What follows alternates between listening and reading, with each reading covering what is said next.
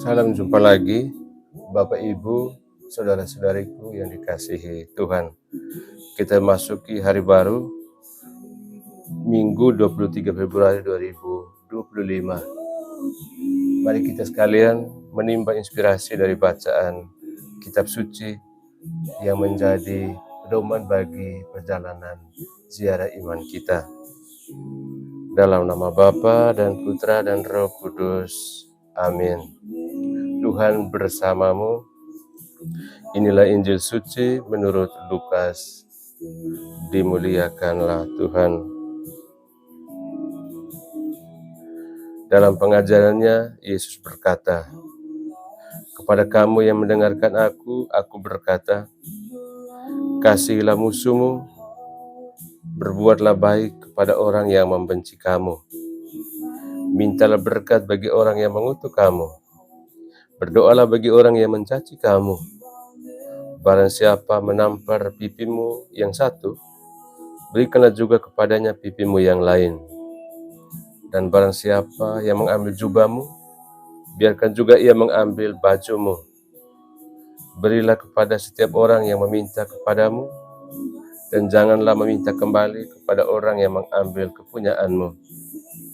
Dan sebagaimana kamu kehendaki supaya orang perbuat kepadamu, perbuatlah juga demikian kepada mereka. Dan jikalau kamu mengasihi orang yang mengasihi kamu, apakah jasamu? Karena orang-orang berdosa pun mengasihi juga orang-orang yang mengasihi mereka. Sebab jikalau kamu berbuat baik kepada orang yang berbuat baik kepadamu, apakah jasamu? Orang-orang berdosa pun berbuat demikian. Dan jikalau kamu minjamkan sesuatu kepada orang karena kamu berharap akan menerima sesuatu daripadanya, apakah jasamu?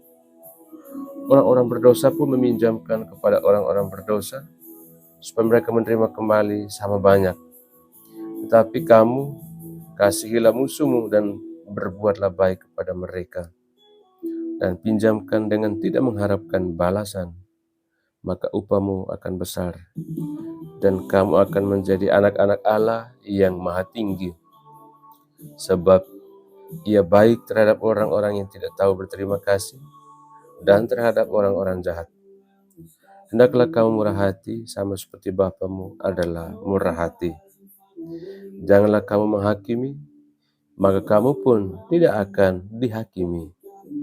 Dan janganlah kamu menghukum, maka kamu pun tidak akan dihukum. Ampunilah dan kamu akan diampuni. Berilah dan kamu akan diberi. Suatu takaran yang baik, yang dipadatkan, yang digoncang, dan yang tumpah keluar, akan dicurahkan ke dalam ribaanmu. Sebab ukuran yang kamu pakai untuk mengukur akan diukurkan kepadamu." Demikianlah sabda Tuhan. Terpujilah Kristus. Bapak Ibu, saudara-saudariku, orang muda serta anak-anak yang dikasihi Tuhan. Bacaan untuk kita hari ini menyampaikan ajaran Tuhan Yesus yang paling radikal.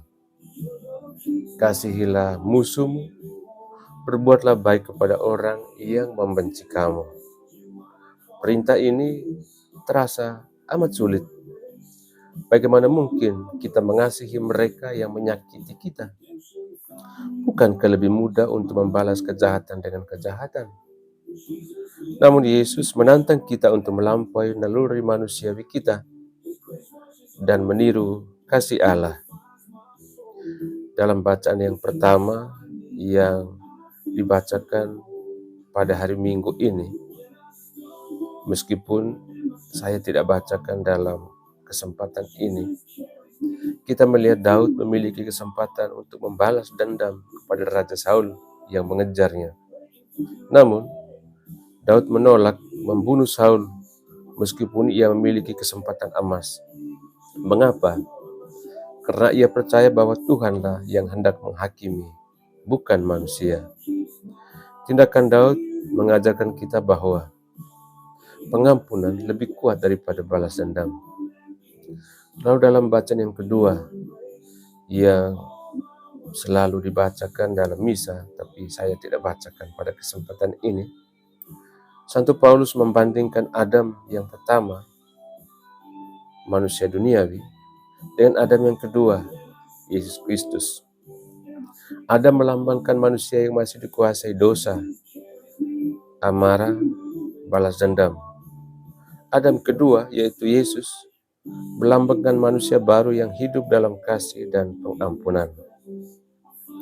Kita semua memiliki pilihan, hidup sebagai manusia lama atau hidup sebagai manusia baru dalam Kristus. Bapak, Ibu, saudara-saudari yang dikasihi Tuhan, Tuhan Yesus mengajarkan standar kasih yang tinggi. Jangan hanya mengasihi mereka yang mengasihi kita. Jangan hanya berbuat baik kepada mereka yang baik kepada kita. Tetapi kasih bahkan terhadap mereka yang memusuhi kita. Yesus sendiri telah memberikan contoh ketika dia berada di kayu salib. Dia berdoa, "Ya Bapa, ampunilah mereka sebab mereka tidak tahu apa yang mereka perbuat." Lalu apa yang bisa kita lakukan? Yang pertama, kita diajak untuk belajar mengampuni. Dengan itu kita diharapkan jangan simpan dendam. Sebab dendam hanya akan menyakiti diri kita sendiri juga. Yang kedua, membalas kejahatan dengan kebaikan.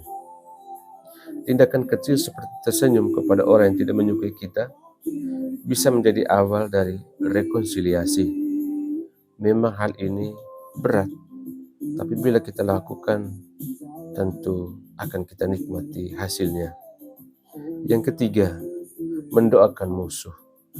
Doa dapat melembutkan hati kita dan juga hati mereka yang sedang belum cocok hati dengan kita. Bapak, Ibu, saudara-saudari yang dikasihi Tuhan, mengasihi musuh bukanlah kelemahan, tetapi kekuatan sejati. Kasih yang sejati adalah kasih yang mampu mengampuni, seperti kasih Kristus bagi kita. Mari kita belajar untuk mengasihi tanpa syarat, seperti Yesus mengasihi kita. Amin.